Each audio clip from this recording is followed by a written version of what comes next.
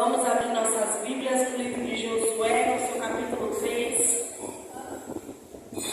Onde a gente vai falar um pouco sobre a travessia do Rio Jordão.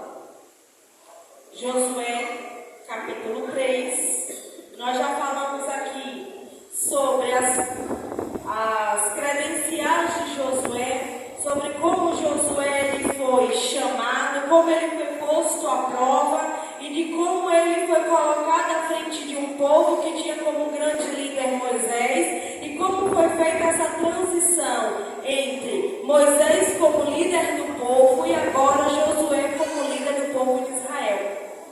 Também nós já estudamos sobre Raabe, a prostituta que, colocando-se diante da presença do Senhor, entendendo que o Deus de Israel era maior e melhor do que todos os outros deuses que haviam naquele lugar onde ela morava, ela colocando a sua vida em risco, ela preferiu guardar aqueles homens que estavam ali espias de Israel, sabendo que ela fazendo aquilo, o Senhor a abençoaria. E no dia que as muralhas de Jericó caíram, no dia que Israel invadiu a grande cidade de Jericó, aquela mulher, pela sua fidelidade, ela salvou não somente a ela, mas toda a sua casa e toda a sua família. E hoje nós vamos continuar vendo um pouco sobre essa travessia. Nós lembramos que o povo de Israel ele passou no deserto, ele já atravessou e agora a grande missão para eles é conquistar a grande terra prometida, a saber, a terra de Canaã. E aí eles continuam neste momento e a gente vai falar um pouco sobre o que aconteceu nesse momento da travessia do Rio Jordão. Então eu vou fazer a leitura, Josué, no seu capítulo 3, que diz: Josué e todo o povo de Israel se levantaram de madrugada, saíram do acampamento do Vale das Acácias e foram até o Rio Jordão. Antes de atravessarem o rio, eles acamparam ali. 3 dias depois, os líderes passaram pelo meio do acampamento, dizendo ao povo: quando vocês virem os sacerdotes levitas carregando a arca da aliança do Senhor nosso Deus, arrumem as suas coisas e sigam a arca. Assim vocês ficarão sabendo para onde ir, pois nunca passaram por esse caminho. Porém, não cheguem perto da arca, fiquem longe dela mais ou menos 1 quilômetro. Josué disse ao povo: purifiquem-se, porque amanhã o Senhor fará grandes coisas entre vocês. Depois disse aos sacerdotes: peguem a arca da aliança e vão na frente do povo, e eles fizeram o que Josué mandou. Aí o Senhor disse a Josué: por causa daquilo que vou fazer hoje, todo o povo de Israel vai saber que você é um grande homem. Eles saberão que, assim como estive com Moisés, também estarei com você. Dê aos sacerdotes que estão carregando a arca a seguinte ordem: quando chegarem ao rio, parem dentro da água, perto da margem. Versículo 9. Então Josué disse ao povo: venham cá e prestem atenção naquilo que o Senhor nosso Deus vai dizer. Pelo que vai acontecer, vocês ficarão sabendo que o Deus vivo está entre vocês, e que sem falta expulsará os cananeus, heteus, heveus, perizeus, gigazeus, amorreus e jebuseus. A arca da aliança do Senhor e de toda a terra vai atravessar o Rio Jordão na frente de vocês. Agora, escolham 12 homens, um de cada tribo de Israel. Quando os sacerdotes que estão carregando a arca da aliança do Senhor Deus, o Senhor de toda a terra, puserem os pés dentro da água, o Jordão vai parar de correr e as águas da parte de cima ficarão amontoadas num lugar. Era o tempo da colheita e as águas do rio haviam coberto as margens. Foi nessa ocasião que o povo saiu do acampamento para atravessar o Jordão. Os sacerdotes iam na frente levando a arca da aliança. Quando chegaram ao Jordão e puseram os pés dentro da água, ele parou de correr e ficou amontoado da parte de cima do rio até Adã, cidade que fica ao lado de Sartã. Na parte de baixo, o rio secou completamente até o Mar Morto. Então o povo passou para o outro lado, perto de Jericó. Enquanto os israelitas atravessavam, pisando terra seca, os sacerdotes que levavam a arca ficaram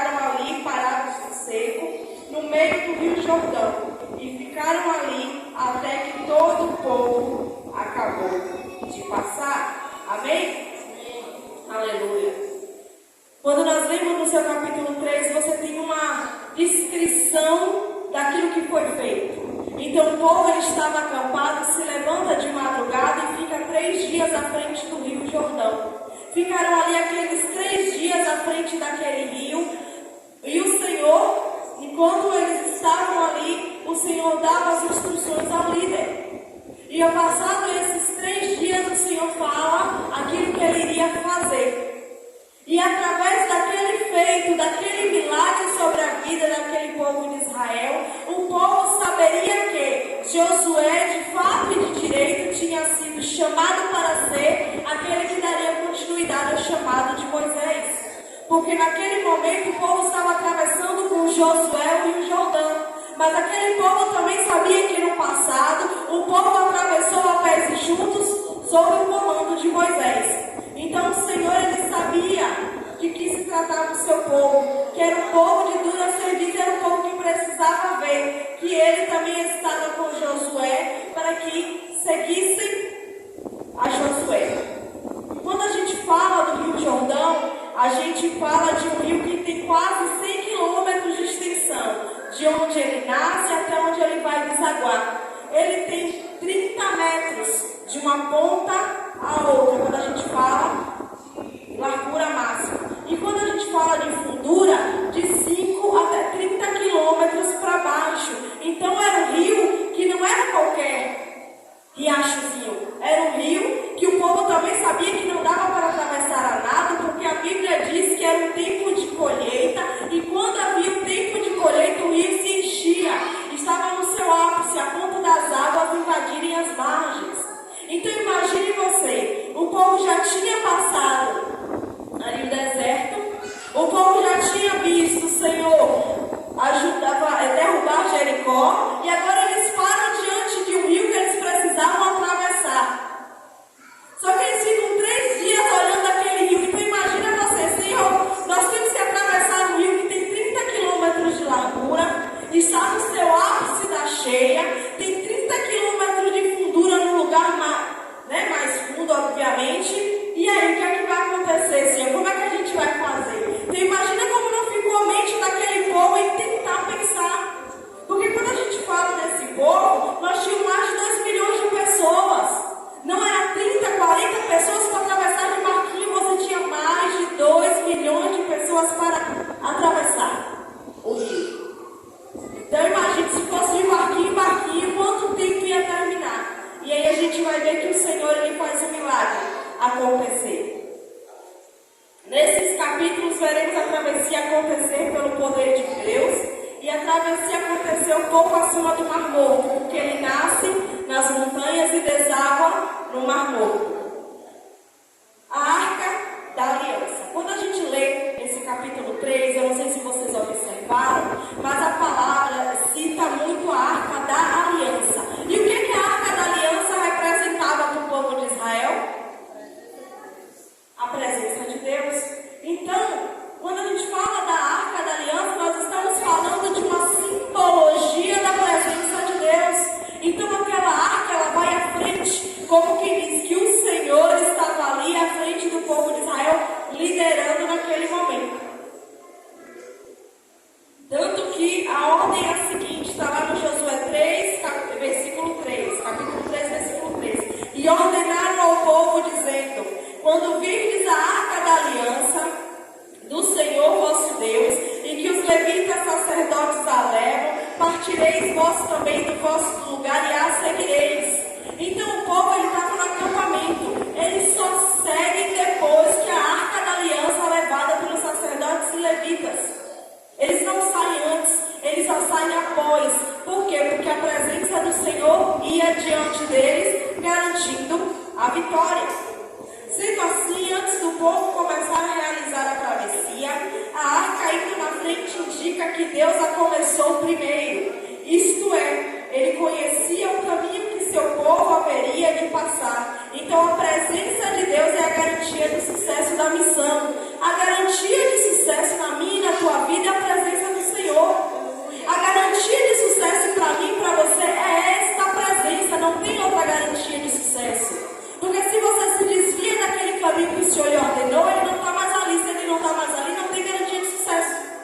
só tem garantia de sucesso quando a presença do Senhor está nos direcionando.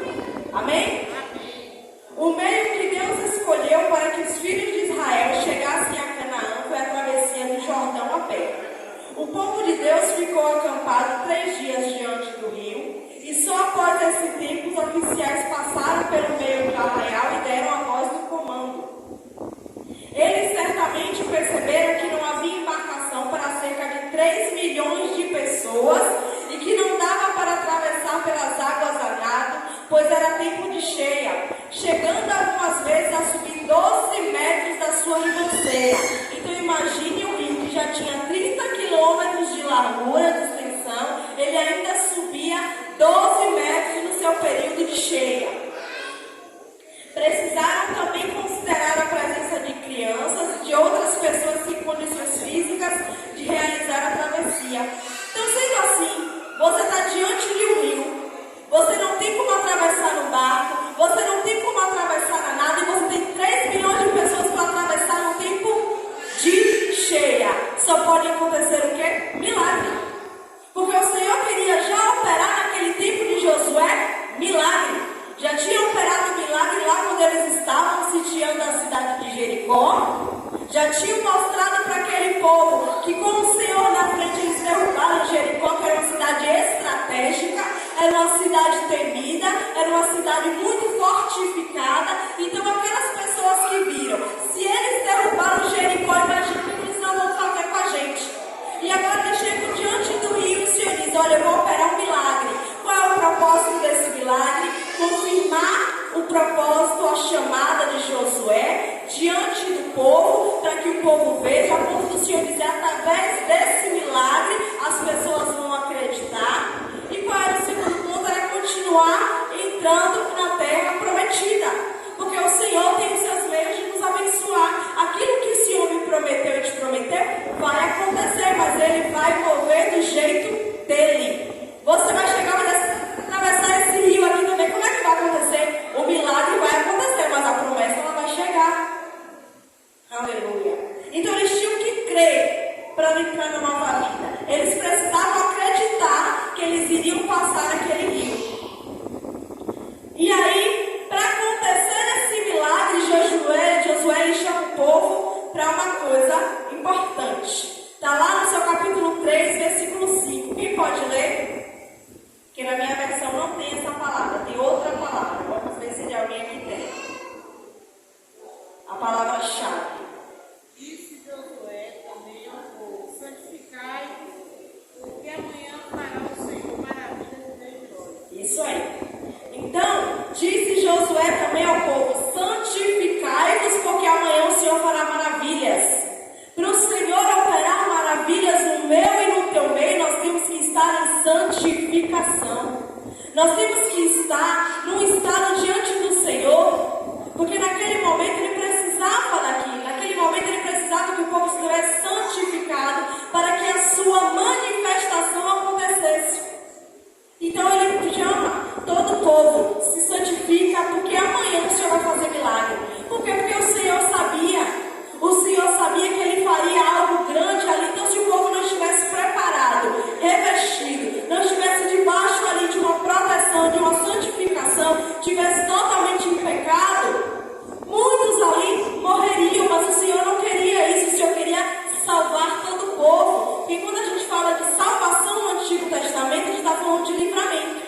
E o que o Senhor estava fazendo ali? Livrando aquele povo de morrer na travessia do rio. Ele iria realizar um milagre. Então todos aqueles que atravessassem aquele rio poderiam dizer que o quê? Foram salvos, porque houveram o livramento. Então o Senhor chama para a santificação. Ele chama para você se purificar, para você se limpar. Naquele momento ele queria santificar.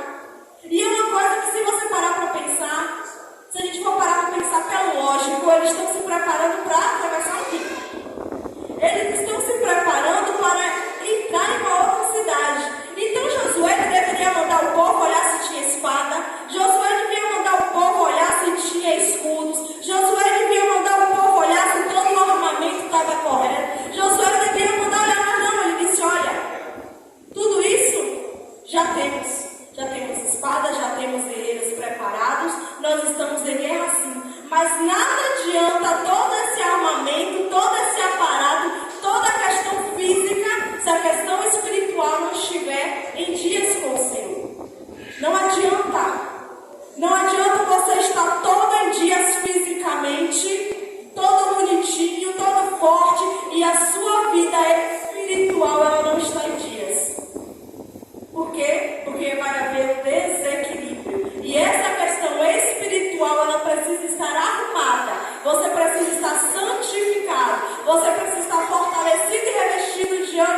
Senhor. Então são os dois, o físico e o espiritual. Se você está se preparando para uma batalha, qual seria a sua batalha nos dias de hoje? Você está pedindo algo ao Senhor, se você está correndo atrás de algo diante do Senhor, você está precisando de um milagre, você está precisando de uma porta de emprego, você está precisando de uma salvação diante do Senhor, você está todo em dia. Então você precisa ter o quê? O seu físico e o seu espiritual. Precisa dos dois em dias. Então Josué, ele sabia disso. Então ao invés dele correr para preparar só o exército, ele diz, olha, todo o povo vai se santificar. Porque quando o milagre acontecer, todos nós vamos juntos no mesmo propósito para atravessar o rio. Está dando para entender até aí? Amém. Então vamos lá. Fica claro que para Deus a preparação espiritual é um elemento vital que, se cumprido, atrai o poder de Deus. Gente, quando nós entendemos que nós nos limpando todos os dias, tirando aquela cinza velha do altar, colocando lenha nova, cuidando do nosso altar, que é a nossa vida, nós estamos deixando um lugar propício para quê? Para que aquele poder, aquela presença do Senhor esteja sobre as nossas vidas.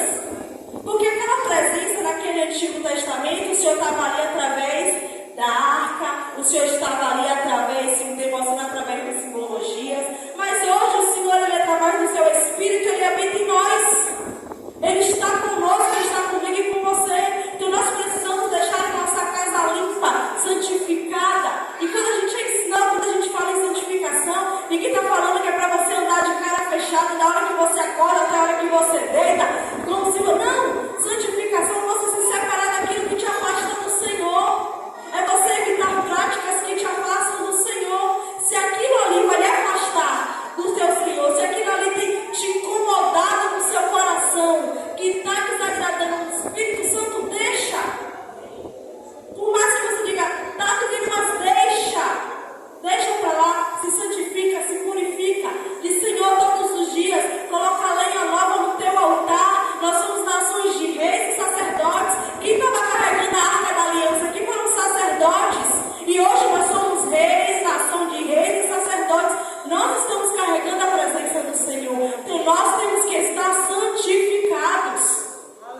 Porque quando nós lembramos, Uzá, ele só foi lá na melhor das intenções quando a arca, ela foi, quando eles estavam carregando com os bois, ela foi cair, ele foi só ajudar, mas o Senhor tinha dito que não era para tocar na arca. Então imagina, se o Senhor vivendo dentro de nós, será que Ele não merece um altar limpo? Um altar imaculado, um altar pegando fogo, para quando Ele chegar e disser, falar conosco, você está sensível à voz do Senhor para ouvir aquilo que Ele quer que você faça? É isso que o Senhor merece de mim e de você. Porque nós queremos um milagre. Lógico que nós queremos, mas para esse milagre chegar, falando do nosso contexto aqui, que é um contexto de pessoas que já servem, precisa haver santificação.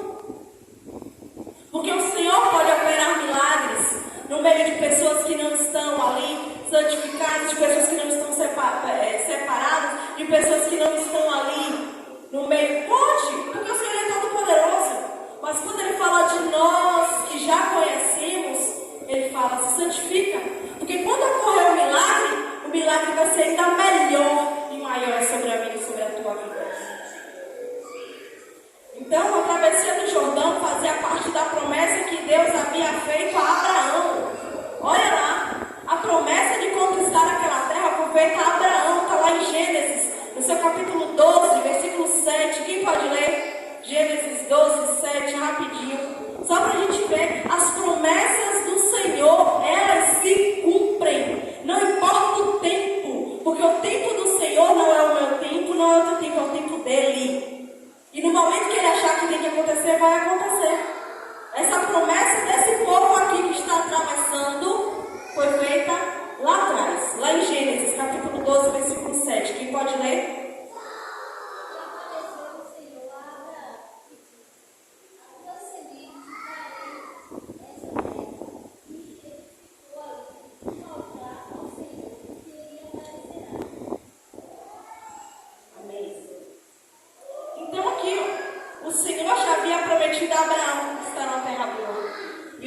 cumprindo agora. Porque não importa o tempo que passa, aquilo que o Senhor me prometeu, te prometeu, vai acontecer. Os pactos do Senhor não dependem daquilo que o homem é capaz de fazer, mas de uma ação soberana que também move o homem. E o fato de dependermos de Deus não significa que devemos ficar parados. Nós temos uma promessa. Eu e você temos promessas. Cada promessas e milagres a se cumprir. O Senhor, como soberano, Ele vai fazer a parte dele. Mas não significa que você vai ficar parado. Significa que você vai continuar marchando. Significa que você vai continuar louvando ao Senhor. Significa que você vai continuar adorando. Você não pode se acomodar. Você precisa continuar fazendo a sua parte. E dessa forma não entendamos o santificai-vos como um condicional que Deus está dando ao povo para que suas promessas se cumpram, mas como um dever que Deus dá àqueles que escolhem experimentarem os seus milagres. Santificação é simplesmente uma condição. Se você se santificar, eu vou fazer. Não, é um dever meu e teu, porque o Senhor me escolheu e te escolheu para viver milagres. E quem quer viver uma vida de milagres precisa se santificar. Precisa entender que essa presença ela já está aí dentro de mim e de você. Essa presença viva que é o Senhor, Ele já habita em mim e em você. E Ele quer que a gente viva uma vida de milagres. Por isso Ele pede santificação. Porque o Senhor, quando Moisés, ele disse, Senhor, deixa eu te ver, deixa eu te ver, deixa eu te ver. O Senhor ele não deixou, porque Ele sabia que Moisés ali morreria, mas o Senhor disse, eu vou te dar só um pouquinho. Vou deixar você ver só um pouquinho da minha glória. E quando o Senhor passa, Ele pode ver ali pelas suas costas aquela glória. E aquilo foi tão impactante que quando Ele desce, Ele precisa usar um véu. Porque as pessoas não conseguiam mais ver, simplesmente olhar para o rosto de Moisés, que já não viu ali Moisés. Via a presença da glória do Senhor refletida nele. Era tão forte que eles não conseguiam. Então Ele precisou colocar o véu para que as pessoas vissem. E na nossa vida não é diferente. As pessoas vão olhar para mim e para você quando a gente estiver santificado, vivendo essa vida de milagres, vão dizer, olha, eu não vejo mais o pastor Sérgio, não vejo mais a diaconisa Thaís, não vejo mais o pastor Evilásio, não vejo mais a diaconisa Mary, não vejo mais a diaconisa Carminha, não vejo mais aquele povo, mas quando eu olho para eles, eu não vejo a igreja, aleluia, eu vejo é fogo na face da igreja, eu vejo é Deus, porque nós costumamos dizer, não olhe para o homem não, você tem que ser exemplo, porque as pessoas não vão dizer, eu vou olhar para Deus, eu vou olhar para mim, para você, nós somos exemplos, nós somos, costumamos cantar, você é um espelho que reflete a face do Senhor, então seja esse espelho, mas um espelho sujo, aquele espelho com grau, aquele espelho que você compra por qualquer valor, ele não reflete verdadeiramente, mas quando aquele espelho ele está limpinho, você olha e você vê de forma nítida, de forma clara, e é isso que nós temos que refletir, a glória do Senhor nas nossas vidas. Instruções. Josué era o porta-voz autorizado por Deus com a intenção de chamar a atenção para aquilo que era essencial a respeito do milagre. Então não acontece de qualquer forma, ele tem instruções para que aquele milagre aconteça. Nós estamos numa campanha do milagre, e a oração é a chave da vitória. Qual é a instrução? Orar. Então, para que o milagre aconteça, o que é que nós estamos fazendo numa campanha? Orar. E estamos orando só aqui nas sextas-feiras? Não, pelo menos eu acredito que todo mundo está orando nas suas casas, fazendo jejuns, buscando, clamando, para quando chegar aqui aquilo transbordar e de dizer, vai acontecer, porque nós ouvimos as instruções. Desse modo, Josué expôs que a maravilha que estava para acontecer faria o povo saber que o Deus vivo estava no meio dele. Os milagres que Deus opera por meio do seu povo são pedagógicos, ou seja, trazem variadas lições. Dentre elas, destacamos a aprendizagem de que o nosso Senhor não apenas nos criou e colocou-nos na jornada da vida, mas também que Ele está em nosso meio nos fazendo companhia, porque a presença do Senhor ali estava simbolizada na Arca da Aliança. E quando o povo ele ia atravessar, aquela Arca da Aliança foi junto, ou seja, o Senhor estava dizendo o quê? Vocês estão atravessando, mas eu estou aqui com vocês. Eu não deixei só, eu estou levando, eu estou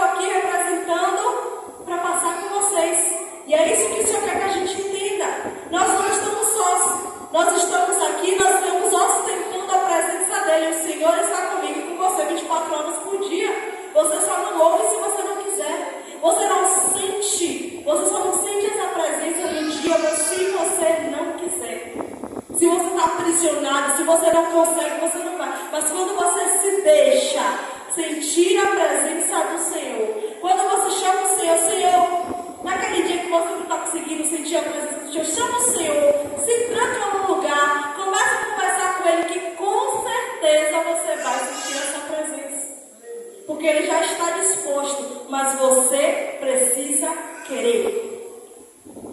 Vale a pena destacar como Deus encaminha a promessa tratando-se do povo. Então o Senhor ele encaminha a promessa de várias formas, e para cada um ele vai direcionando de uma forma diferente. Para Josué esse milagre aconteceu para que o povo soubesse que agora o Senhor estava com ele como líder do povo. Então todo líder precisa ter credenciais que testifiquem a mão de Deus sobre sua vida. Então eu e você temos que ter essas credenciais, todo líder de departamento, líder do Ministério de Louvor, líder do Ministério das Senhoras, o líder do Ministério de Coreografia, o pastor, os pastores, missionários, diáconos de aprendizagem. Nós precisamos ter essas credenciais que dizem que a mão de Deus está sobre as nossas vidas e através dos nossos frutos, através daquilo que nós fazemos. Aqui Deus estabelece essas credenciais, mais uma vez confirmando Josué como seu representante para guiar o seu povo. Então aquele milagre aconteceu para dizer: olha povo, a mão de Deus está sobre aquele líder que é Josué.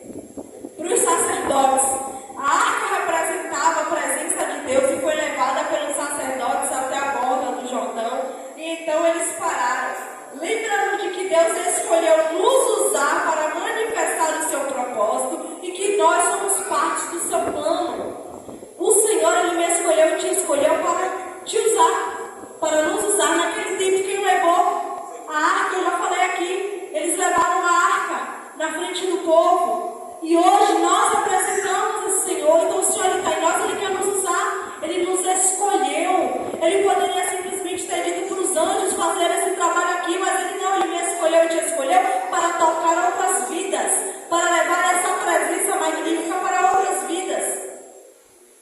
E para o povo eles precisavam ouvir as palavras do Senhor e ter a sua fé fortalecida. Então, quando um milagre acontece, por mais que você diga que foi só um milagre na minha vida, mas as pessoas que estão ao seu redor também são impactadas com aquele milagre.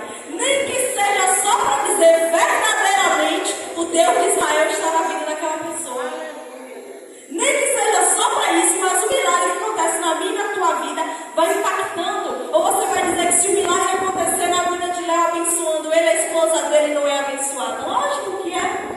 Se o milagre acontecer hoje na vida da nossa irmã Marli, vai dizer que a filha dela, o marido dela não é abençoado. Mas sim, porque ali está sendo abençoado. E ainda que aquela pessoa que não acreditou que o milagre ia acontecer, até a pessoa vai ter que propagar: eu não acreditei, mas aconteceu.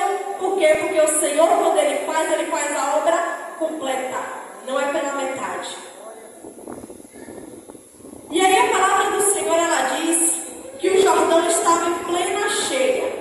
Então está destacando ali, quando o autor ele deixa bem claro que o Jordão estava no tempo de cheia, está dizendo: olha, se fosse no tempo de seca, ia ter lugar para atravessar.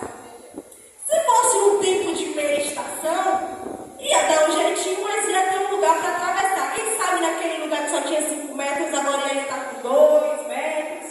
Quem sabe? Mas o autor deixa muito claro, está em tempo de cheia. Ele queria destacar a amplitude do milagre. Quando o milagre acontecer, não conte pela metade, conte de forma completa para todos verem a amplitude do grandeza do teu milagre. Fica muito claro que as águas pararam, viabilizando a travessia de 3 milhões de pessoas. Quando o Senhor ele narra, ele fala o que vai acontecer. Durante a estação em que a travessia se deu, o rio estava em seu ponto mais alto e perigoso, com mais força na correnteza, chegando a inundar amplamente as margens. Feitos como este não apenas fortaleciam a fé dos israelitas, mas também derretiam a confiança e o emocional dos cananeus, porque Deus trabalha em todos os sentidos, visíveis ou não.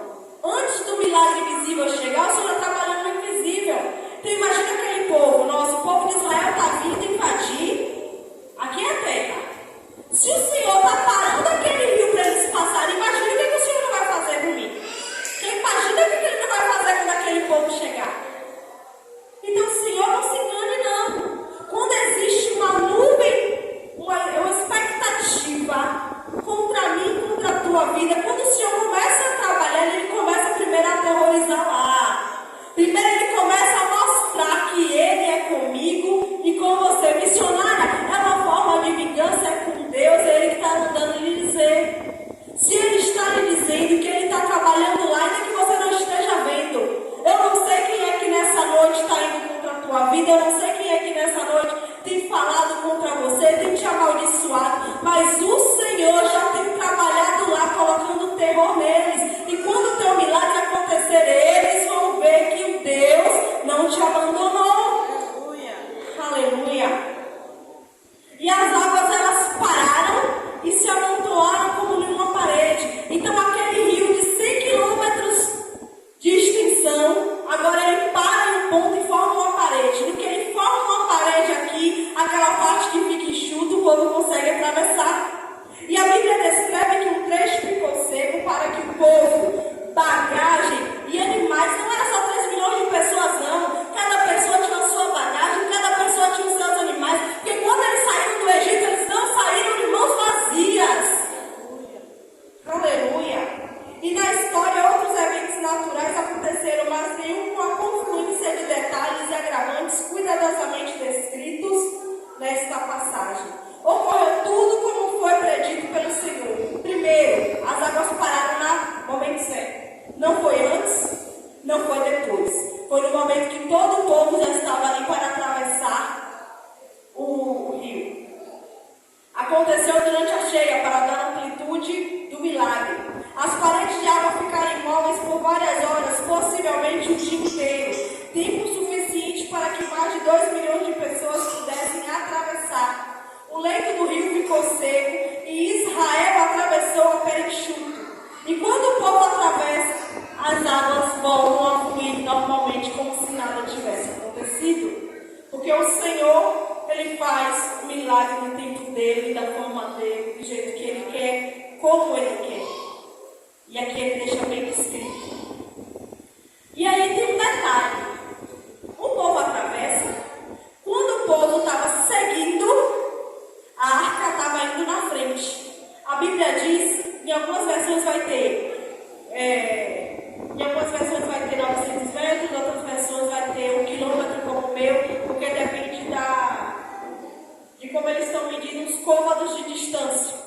Tem o côvado que é o côvado hebraico, que dá mais ou menos uns 45 centímetros, e quando fala do côvado egípcio, está falando de 50 centímetros. Por isso que na minha versão, quando eles traduzem, eles mandam o povo ficar 1 quilômetro de distância da arca, mas tem outras traduções que vai dar 900 metros. Por isso essa diferença, mas é só uma forma diferente de medir, como nos dias de hoje. Aqui, por exemplo, a gente usa para o peso, quilos. Quando a gente fala dessa mesma medida nos Estados Unidos, eles usam pounds, eles têm uma outra medida. Então, 1 quilo aqui pra gente corresponde para eles lá a uma outra medida de peso, mas é a mesma medida. E aí, quando o povo atravessa, primeiro eles vão seguindo a arca, vão seguindo aquela distância. Só que o Senhor, Ele mandou depois, quando chegar no meio do rio, os sacerdotes ficarem com a arca e deixarem o povo passar. Porque o Senhor ali, Ele estava dizendo para não se preocuparem, que quando Ele estivesse ali, aquela parede de água ela não iria passar. Porque se Ele deixasse aquela parede passar, Ele estava dizendo, eu não estou mais aqui. Mas enquanto Ele estava ali, com aquela arca, no meio do rio, Ele estava dizendo, pode passar, pode confiar que eu estou dando livramento a vocês. E o Senhor, Ele está comigo e com você para nos dar livramento. Então a arca e os sacerdotes ficaram firmes, parados no meio do Jordão, enquanto o povo fazia a travessia. Vimos um Deus protetor, porque primeiro a arca abriu o caminho. Quem foi primeiro na frente foram os sacerdotes. Então a arca abriu o caminho. Depois que ela abre o caminho, eles vão chegar no meio do mar e dizer, não se preocupa, pode passar. Não se preocupa, pode passar. Porque o povo tinha visto que quem tinha aberto ali aquele caminho foi o Senhor através da sua presença na arca. Então o Senhor sabia que talvez a arca estivesse lá na frente, quem estivesse lá atrás, ele dizia, Senhor, o Senhor vai esperar comigo? Aí o Senhor diz,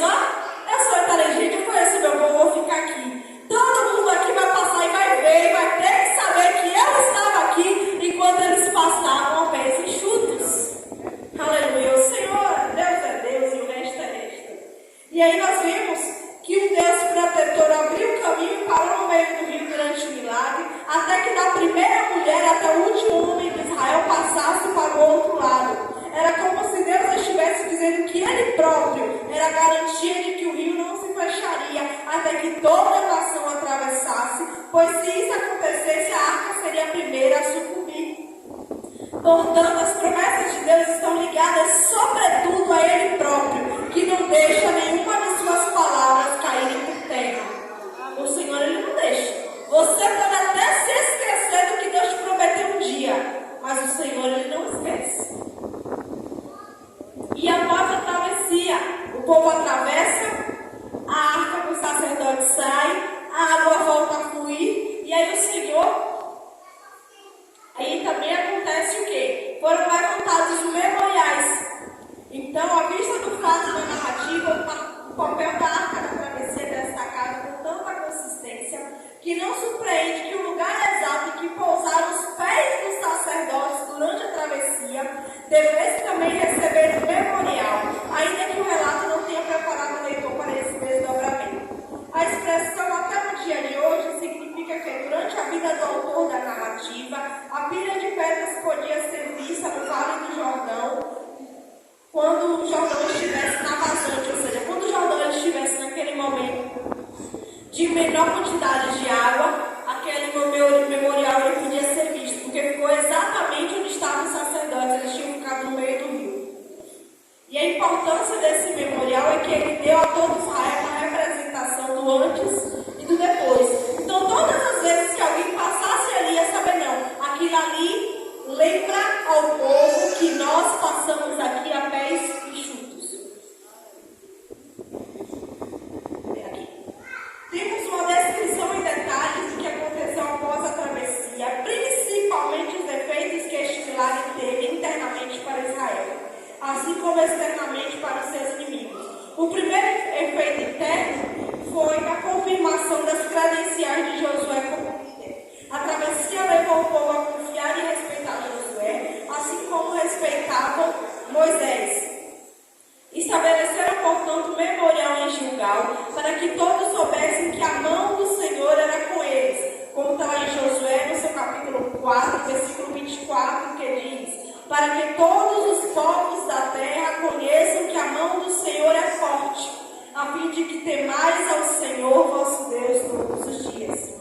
Então, o milagre que acontece na minha e na tua vida, ele não deve ser ocultado, não. Conte o milagre para os seus filhos, para os seus parentes, para os seus amigos, para os seus vizinhos, porque eles fizeram questão de deixar um memorial para todas as vezes que alguém passasse ali, que soubesse daquela história, visse o que de fato aconteceu. Então, não oculte o milagre do Senhor.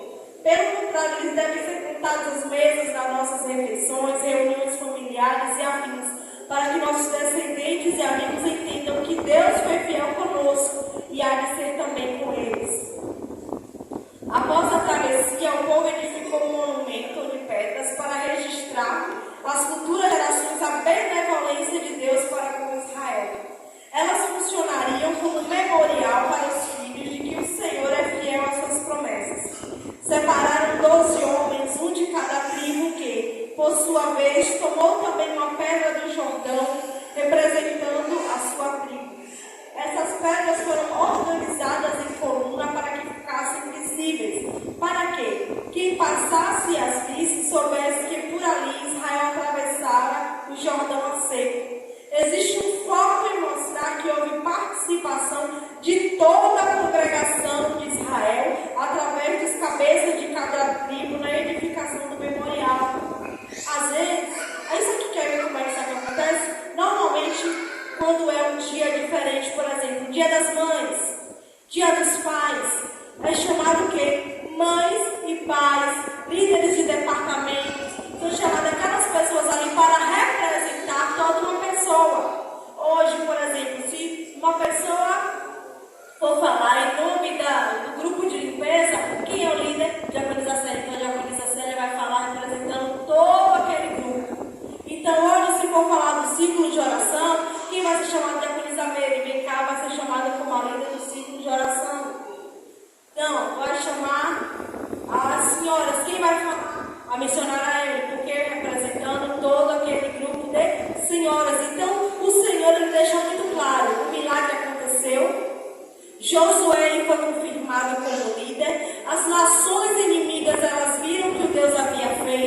mas o Senhor Deus também sabia que aquele povo, ele precisava ter representação. Aquele povo, ele precisava também olhar e dizer aquilo que havia acontecido. Então ele escolhe um homem de cada tribo, representando toda aquela pessoa de cada tribo, para dizer, olha, você vai pegar uma pedra, você vai pegar uma pedra. Então ali estava dizendo, olha, embora que a gente está usando um homem de cada tribo, é como se todo aquele povo tivesse pegado e feito aquele memorial. Porque o milagre, como eu já falei, a milagre acontece com um, mas várias pessoas são abençoadas através desse milagre.